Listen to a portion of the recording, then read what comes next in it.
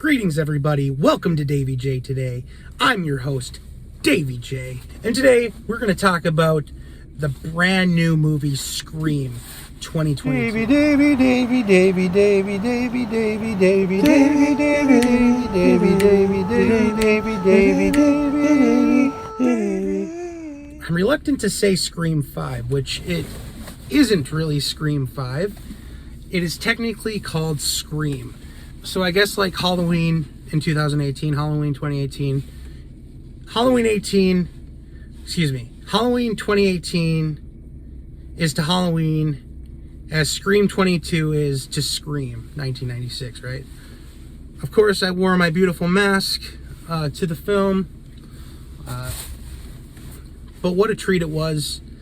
It was the movie that not everybody knew they wanted, but boy, when it came, it was a pleasure. I like to say that overall I really enjoyed the movie.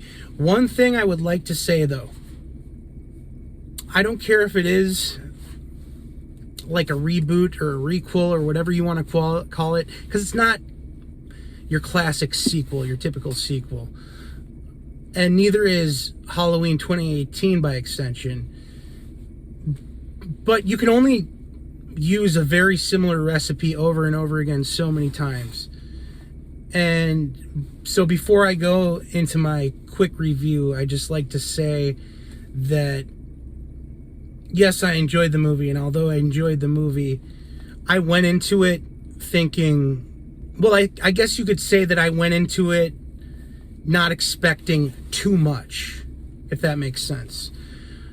So coming out of the film, I was very pleasantly surprised. Yes, I was excited to see the movie, but I didn't have super high expectations. Just like Scream 4, I also didn't have high expectations for that film.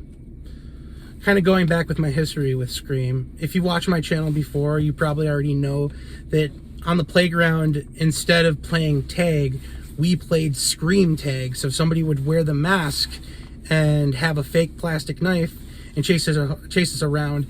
And I had cousins and friends and family that were the same age, so at family events we'd all hang out and go to the park next to my grandmother's house, and we would also play Scream tag as well.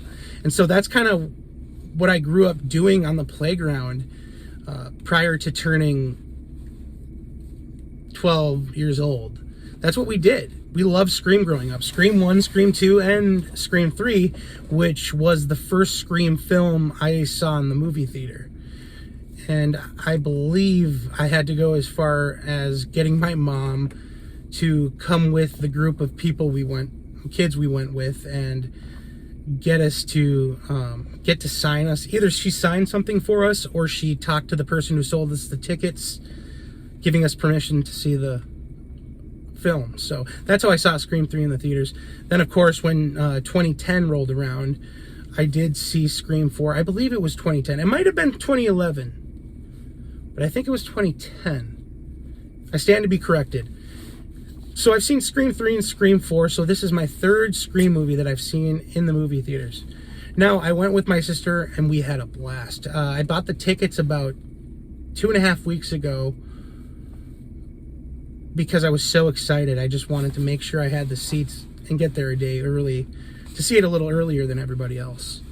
So I guess I'll try to make this as spoiler-free as possible.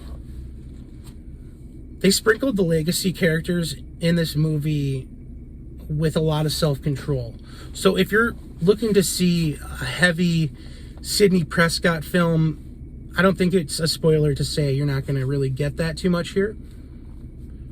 However, that's fine because there were a bunch of brand new characters which, unlike previous installments, I felt like in Scream 4 there were quite a few characters that were more throwaway characters in Scream 4. And so in Scream 5, I feel like the two directors and the writers of the film kind of knew what they were doing. They know how to write characters, and that was awesome. It's the most meta of every single Scream movie, if that makes sense. So they do a really good job of including cell phones And I always think when you look at Scream 1 and Scream 2 and even Scream 3, when landlines were so prevalent, and now we're in the age of cell phones, but landlines were so prevalent, and that's what the original film is based off of. The killer calls the landline. And so in this, it's like, how are you going to put cell phones into the story and have it make sense and not be too far-fetched? And I think the directors did a fantastic job weaving that in there so it made sense and it didn't seem too far-fetched. So there's a little bit of landline in here, but they did a really good job with the cell phones in this movie, texting, etc. Technology. There's smart home technology, security stuff, Ring cameras, stuff like that. I mean, it's really cool. Your door is armed, and you know, there's one scene where they go back, and it's in the trailer. They go back and forth, armed, unarmed, armed, unarmed. And she's like clicking the app. There's a really cool scene. I don't think it's really a spoiler. When they're playing on the cell phone, and one of the characters' hands are so bloody, his fingers are so bloody, he can't press buttons on a cell phone. Such a nice touch. So that's what I mean. They did a great job at weaving in cell phones and having it make sense. This was probably the bloodiest Scream film, one of the goriest Scream films in the whole franchise. You can't really beat the ending of the original Scream film. That's pretty bloody. And Scream 2, when Randy gets killed, whew, that's also a very, very gory scene. But there's some scenes in this movie. Whew, if you like blood and gore, you're going to like this movie. I'm telling you, go check it out. The acting in this movie is pretty good. I'd say I liked all the legacy characters, but I'd say the best legacy character coming back was certainly Dewey Riley. David Arquette stole the show. I'm telling you. He was fantastic in this movie. The writers did a great job at writing his character in a way where it didn't make him seem like the town goofball, like he kind of was written in the other films, if that makes sense. So we get this David Arquette that's not super hung up on Gale. Things are a little different nowadays for him, but he doesn't feel sorry for himself. And he's just a badass in this movie.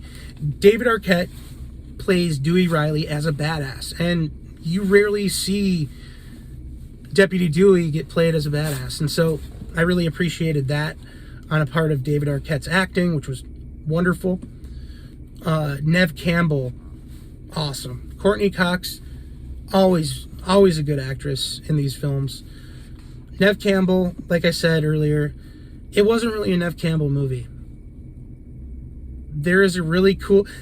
Another thing, it's very meta, very self-aware. I don't think it's giving away, too much to say that there's this... It's really funny and self-aware. So, they give you, like, time to breathe.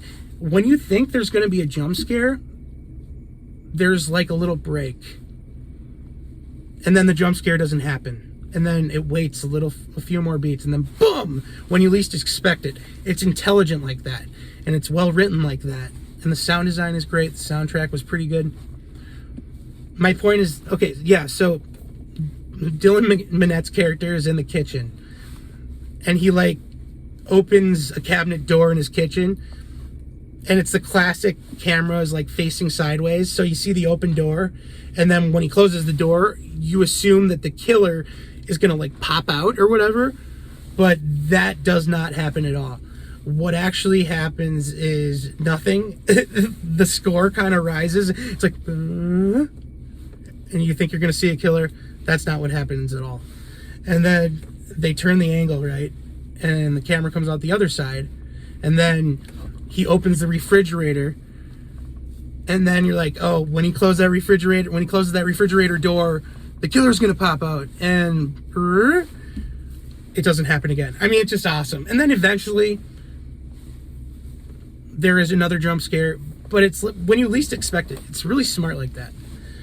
Also, Stu Macher's house is on the front cover, so just having that house in this film, being that it was such a huge part of the climax in the first Scream film, is nostalgic enough to make the fans super excited. So if you're a longtime fan of this Scream franchise, you're going to really enjoy this movie. And my sister, who is a very loose fan of these movies, she enjoys them, she's seen them all, but she's not crazy for Scream like I am. Like, she, for example, she doesn't have the mask, and she definitely does not have this awesome plastic knife. She doesn't have that stuff. But she's a casual fan, and she knows the deal. She knows how much I love it. She really enjoyed this movie. So you can take a casual fan to a scary movie like Scream 2022, and they will enjoy it. I don't like to give it a grade. Excuse me. I don't like to give movies grades.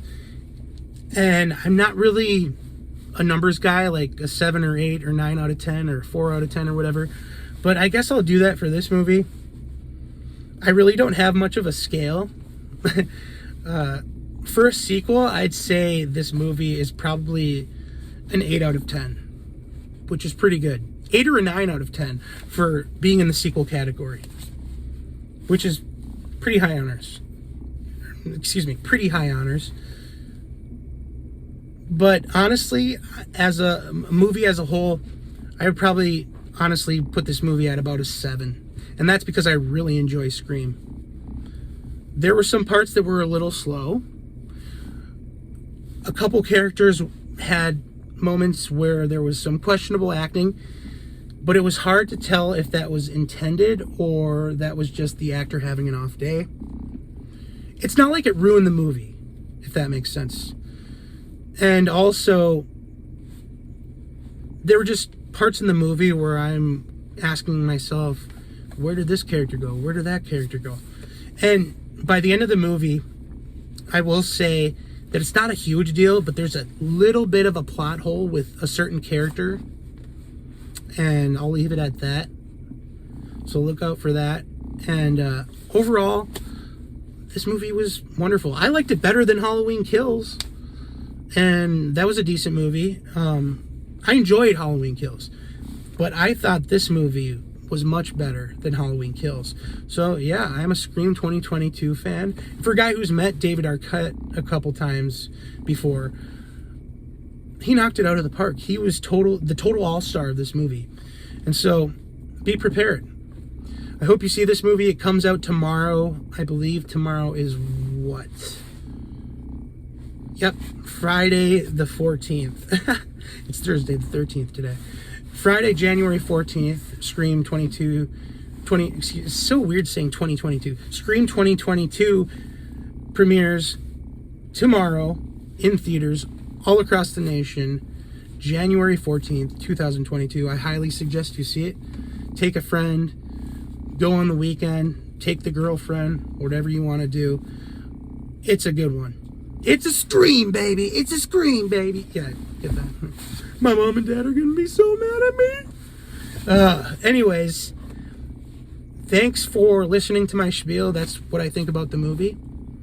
I've said my piece. Now it's time to hear yours.